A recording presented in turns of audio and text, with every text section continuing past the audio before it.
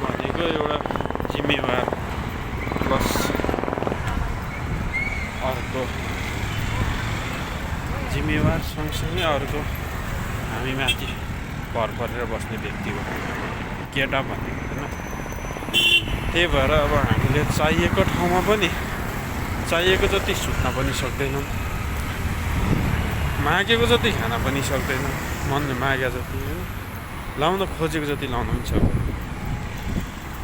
किनभने भोलि मैले हरेक चिजमा पुर्याउन खोज्दा र मभन्दा पछाडि मेरो आश भरोसामा बस्ने मान्छेले मैले पुर्याउन सकिनँ भने त त्यो चिज त नमिठो भयो। त्यही भएर नभए मलाई पनि बिहान ट्याक्क 8 बजी उठेर हिँड्न मन थियो, बेलुका ट्याक्क 8 बजी नै सुत्न मन थियो होइन, ट्याक्क टाइममा तातो खाना खान मन थियो। मलाई पनि लाग्छ नि बिहान तातो खाना खाउँ, बेलुका तातो खाना खाउँ, अनि बेलुका टाइममा सुताउँ, बिहान ट्याक्क लाएर 8 बजी उठाउँ होइन। त्यो समयलाई चाहिँ अब मैले आफैले नै चाहेर नै हुन सक्दैन। अब बिहानको हिसाबले म बिहान 5 बजी हिँड्छु, बिहान मैले 5 बजी ओछ्यान छोडिसक्नुपर्छ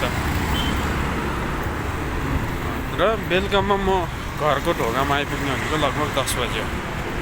खाना खाँदा आफू फ्रेस हुँदा त्यो समय लगभग 11 बज्छ।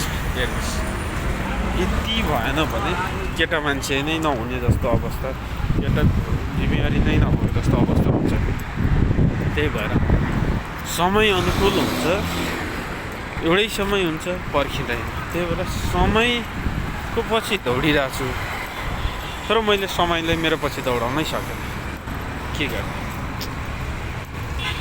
यो सबै भएको कारण चाहिँ नेपालको महँगी, नेपालको भ्रष्टाचार, नेपालमा राजनीति दल बेसी भएको कारणले हामी शोषणमा परेको कि महँगीमा परेर यस्तो भएको खास भन्नुपर्छ।